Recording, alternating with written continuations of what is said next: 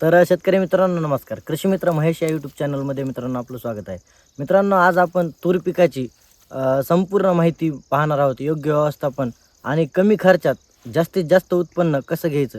एकरी 10 ते 15 क्विंटलचं ॲव्हरेज कमीत कमी आपण कसं घेऊ शकतो, तेच आपण या व्हिडिओच्या मार्फत, या मुलाखतीच्या मार्फत बघणार आहोत.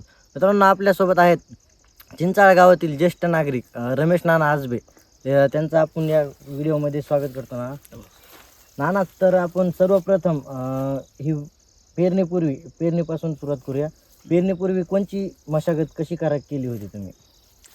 सर्वप्रथम उन्हाळ्यामध्ये नांगरट करून त्याची 4 फुटावर बेड पाडले. बेड पाडून पुन्हा नंतर खत हे टाकून बेड पाडून त्याची बियाण्याची निवड केली. कोणत्या बियाण्याची निवड केली ती? ते गोदावरी 2013-41 अच्छा. अशी परभणी विद्यापीठातून बियाणं आणलं आणि त्याला सीड ट्रीटमेंट करून त्याची पाऊस पाडकी लागवड केली. पेरणी करताना नाना खत व्यवस्थापन कोणतं केलं होतं तुम्ही? कोणतं? 20-20-13 हे खत टाकलं होतं सुरुवातीला. 20-20-13. नाना, आणि हाईट वाढण्यासाठी पहिल्या अवस्थेत तूर पिकासाठी हाईट वाढण्यासाठी कोणती फवारणी केली ती? काही नाही, फवारणी तसं काय नाही का, टॉनिक वगैरे काय वापरले नाही. एक खत 19-19 सुरुवातीला विद्राव्य खताचा वापर केला आणि नंतर पुन्हा ह्याच्यामध्ये म्हणजे कणी अवस्थेमध्ये त्या टायमाला 12-61 असे वगैरे हे खतं स्प्रे केले आणि अळीनाशक. 19-19ची पहिली फवारणी तुम्ही हे तूर पीक किती दिवसाच्या असताना केली ती? 19-19 ची एक 50-60 दिवसाचा असताना केली ती. 50 ते 60 दिवसाच्या असताना. नाना, ह्या तूर पिकातील दोन पिकातील अंतर किती फुटाचं हे? आता ह्याचं अंतर कसं आहे, 4-4 फुटाचे बेड आहेत. 4-4 हां, फुटाचे बेड तर केले. समजा एक बेड सोडून हं. इथं सोयाबीनचं पीक घेतलं होतं. हां. म्हणजे 8 फुटाचं अंतर झालेलं आहे. 8 फुट. आपण त्या दोन्ही पिकामध्ये या दोन्ही काकड्यामध्ये एक सोयाबीनचं पीक घेतलं सोयाबीनचं म्हणायचं. पीक घेतलं. हां. तर नाना, ते सोयाबीनच्या पिकाचं ॲव्हरेज किती आलं तुम्हाला? सोयाबीनच्या पिकाचं प्रति एकर. एकरी 5 क्विंटलचं ॲव्हरेज लागलेलं आहे. सोयाबीनचं नाना 5 ते 6 क्विंटलचं प्रति एकर आपल्याला ॲव्हरेज आलंय. आणि तुम्ही फुल अवस्थेत तूर पिकाला कोणती काळजी घेतली पाहिजे? फुल अवस्थेमध्ये विद्राव्य खतं सुद्धा पाहिजेत, मायक्रोन्यूट्रन हे. कोणत्या खताचा वापर पाहिजे नाना? एक चिलमिक्स कॉम्बी अशी वगैरे, झिंक, सल्फर या अशा पद्धतीची. आणि आपण काही पुण्या कंपनी जाहिरात करीत नाही, ते एक बरोबर सांगायला लागलो. हां. आणि एक अळीसाठी इमामॅक्टिन विमामॅक्टिन आणि 12-61 12 याने काय होतं, फुटवा, फ्लोरा अवस्था. आणि ते पॅक्लोबिट्रोझॉल म्हणून एक घटक आहे, थोडा तो एक 3-4 मिलीने वापर केला त्याने, म्हणजे थोडं अच्छा, फुल अवस्थेत फुल असताना. अवस्था. आणि नाना, तूर पिकाचं पाणी व्यवस्थापन कसं केलं तुम्ही? एक कणी अवस्था असताना पोटऱ्यामध्ये असताना एकदा हां. पाणी दिलं बरं. आणि नंतर सगळे फुल 10% राहिले हं. की शेंगाची अवस्था झाली ती तयार. हां. त्या टायमाला एक पाणी दिलं. नंतर शेवटला आता नाना, ह्या पिकाला आपण बघू शकता मित्रांनो, ह्या पिकाला पाणी आता देणार आहोत का नाही तुम्ही? पाण्याची आवश्यकता नाही तशी. हां. तर दिलं तर चांगलंच आहे. थोडं पातळ पातळ जर दिलं हां. तर थोडं याच्यामध्ये दाना मोठा होतो नाही का. दाना पोचण्यासाठी. हां. नाना, दाना भरीव होण्यासाठी हां. ज्यावेळेस शेंग अवस्था असेल तर त्या अवस्थेत तुम्ही कोणची काळजी घेता, जेणे की आपलं दाना जे असेल ते पोचण्यासाठी हां. योग्य असं मार्गदर्शन तुम्ही सांगू शकता का आपल्याला? नाही, ह्याला काय, एक 052-34 वगैरे असे विद्राव्य खतं जर टाकले हं. तर त्याचे शेंगेमधला ते सोला मोठा होतो अच्छा आणि थोडी शेंगा म्हणजे सोल्याची संख्या सुद्धा थोडी जास्त राहते. अच्छा अच्छा. म्हणजे 4, 5, 6 अशी राहते. अच्छा, त्यामुळे आपलं भरघोस असं हां, उत्पन्न बरोबर. मिळतं. पण नाही का? नाना, आता ह्या प्लॉटमध्ये आपल्याला किती ॲव्हरेज निघन असं? एक माझा अंदाज आहे, एक 12 क्विंटल, 10 तर कंपल्सर 10 ते एकरी. 15. हां.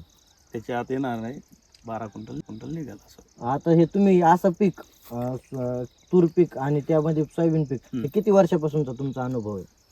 ते नाही, हे पहिलंच वर्ष आहे माझं. अच्छा. गेल्या वर्षी दुसऱ्याने केलं होतं म्हणून आपण ते पाहिलं होतं. आता तुम्हाला हे सक्सेस वाटतंय का एकदम? सक्सेस आहे एकदम. सगळ्या पिकापेक्षा कमी खर्चामध्ये अरे. एकदम सक्सेस पीक आहे.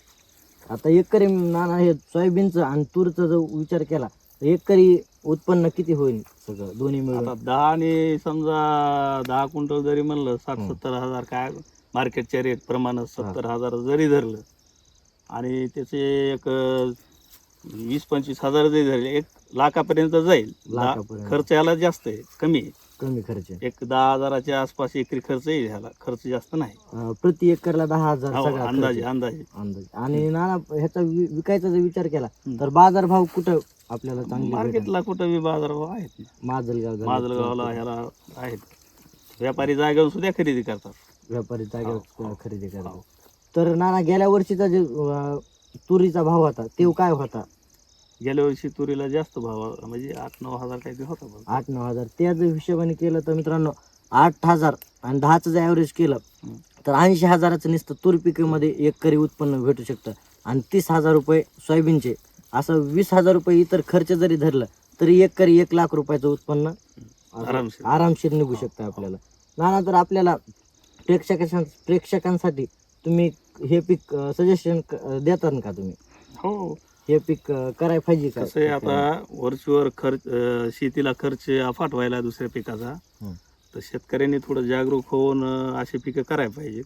ओके. कमी कष्ट तर प्रत्येकालाच आहे, हा. पण थोडं ह्याला बरं आहे, खर्च कमी आणि कृषी निविष्ठा महाग झाल्या, मजुरी महाग तर आहेच चौकडत. हा. त्याच्यामुळे अशा पिकाकडे वळून शेतकऱ्यांनी आपला आर्थिक फायदा करून घ्यावा. अच्छा. नाना हे आता ज्यावेळेस तुम्ही सोयाबीन काढली त्यावेळेस नंतर तण असेल तर त्यावर तण व्यवस्थापन तुम्ही कसं केलं होतं ह्यावेळेस नंतर? सोयाबीन ज्यावेळेस पीक काढलं हां त्यावेळेस तण व्यवस्थापन तुम्ही हां कसं बरोबर केलं? विचारला प्रश्न तुम्ही.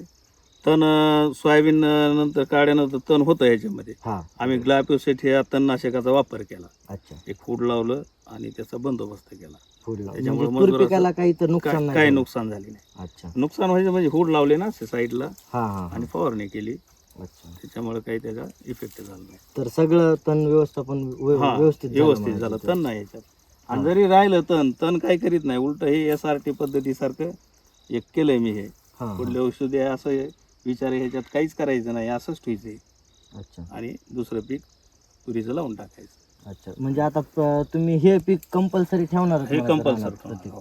प्रत्येक वर्षी मित्रांनो तुम्ही हे पीक व्यवस्थितपणे आपल्याला कमी खर्चात जास्तीत जास्त उत्पन्न असं भेटू शकतं असं नानाचं म्हणणं आहे. नाना कापसाच्या सोयाबीनच्या प्लेन सोयाबीनच्या तुलनेत कापसाच्या तर हे पीक बेस्ट आहे का? हे म्हणजे सोयाबीन आणि तूर असं पीक हे चांगलं आहे का? चांगलं आहे हे. खर्च कमी आणि उत्पादन कापसाच्या पुढं प्लसमध्ये जात आहे. हा. आहे ते दोन्ही बी असावं माणसाकडे, सगळे शेतकऱ्याकडे सगळी पिकं असावं. हा, बरोबर. पण हे समाधानकारक पीक आहे, नो टेन्शन. आणि आता हे कापसाचा जर विचार केला आणि तुरीचा विचार केला तर ह्या दोन्हीमध्ये जास्त खर्च कुणाला होतोय आणि किती होतंय हे तुम्ही अंदाजे सांगू शकता का?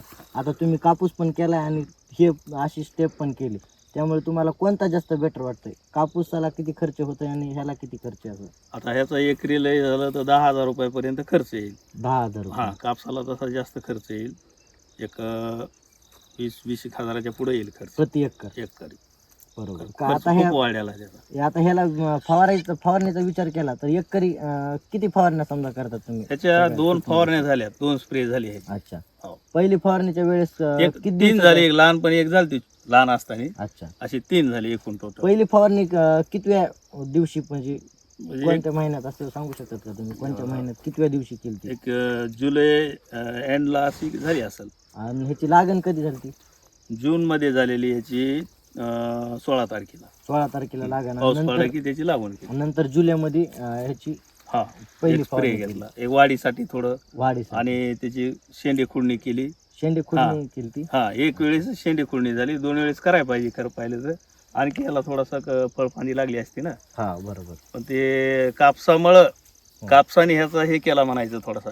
तिकडे मेहनतीमुळे इकडे टाइम मिळाला नाही, अच्छा. त्याचा टाइम निघून गेला. तर नाना पहिल्याच फवारणीमध्ये हाईट हे वाढण्यासाठी कोणती फवारणी घेतली होती तुम्ही हे सांगू शकतात का? हाईटसाठी विद्राव्य खतच वापरले होते विद्राव्य खत आणि दुसरं काही टॉनिक वगैरे काही नाही. काय नाही त्यावेळेस पण समजा इमामॅक्टिन आणि इमामॅक्टिन, विद्राव्य खत आणि बुरशीनाशक. कोणतं विद्राव्य खत घेतलं होतं हे सांगतो? आणि बुरशीनाशक कोणतं? सुरुवातीला 19-19, हा. नंतर 12-61 0. दुसरी फवारणी किती दिवसांनी केली ती नंतर? दुसरी फवारणी कणी अवस्था आली, कळी फुटो कळी अवस्था सुरू झाली अच्छा. की आम्ही त्याला 12-61 आणि इमामॅक्टिन आणि एक रोको म्हणून औषध, बुरशीनाशक. हा रोको सारखं इमायची थायपर म्हणून एक घटक आहे त्याच्यामध्ये. हा थायपर मिथाईल काहीतरी. अच्छा. आणि मग त्याचं त्यावेळेस पुन्हा 05234 एक छोट्या छोट्या बारीक शेंगा लागताना चाप्या त्या टायमाला कोराजेन सारखं घटक असलेलं एक औषध हां हां. आणि 05234 आणि बुरशीनाशक. बुरशीनाशक. नाना हे सगळ्यात मोठी तूर पिकात सगळ्यात मोठी समस्या कोणती आढळून येते? ह्याच्यामध्ये समस्या एकच आहे, जर जास्त पाऊस झाला तर पाणी साचून द्यायचं नाही, त्याला मर रोग होते ना. त्या टायमाला आम्ही एक ड्रिचिंग केली नाशक, त्याची एक ड्रिचिंग घेतली. अच्छा. त्याच्यामुळे ते तूर उजळण्याचा प्रकार जे म्हणतो ना आपण, ती बुरशी होती ना त्याला खाली बुडाला, त्याच्यामुळे ते एक केलं. आणि नाना ह्याचा जर विचार केला, फुल अवस्थेत जर विचार केला तर फुलगळ हा सगळ्यात मोठा समस्या असते शेतकऱ्यासाठी. त्यावर तुम्ही कशा प्रकारे मात करतात? ते कसं आहे, नैसर्गिक आहे. फुल हे कसं असतं, ह्याला भरपूर फुलं लागत असतात, पण जितकं पाहिजे तितकंच हे शेंग लागत असते. अच्छा. फुल गळतच असते ती. असं नर मादी त्याच्या ते निसर्गामधूनच त्याचं काय नाही, हे चांगली सेटिंग सेटिंग होत असते ती. जी सेटिंग होणार ती होतीच. जितकी जमिनी आता ओलावा आणि त्याला लागणं म्हणजे वातावरण ह्याच्या प्रमाण असतं ते. अच्छा. सगळ्यात मोठं नाना, तर आता एक विचार केला, शेंगाळीची सगळ्यात मोठी समस्या असते.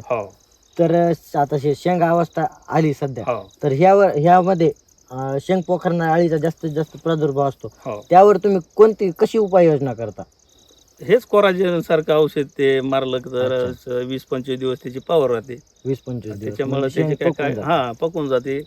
त्याच्यामुळे काय एवढं हे करायचं. आणि ह्यासोबत विद्राव्य खताचा तुम्ही वापर करता? 05234 असं. अच्छा. ज्याने की शेंग हे पोचते आपली.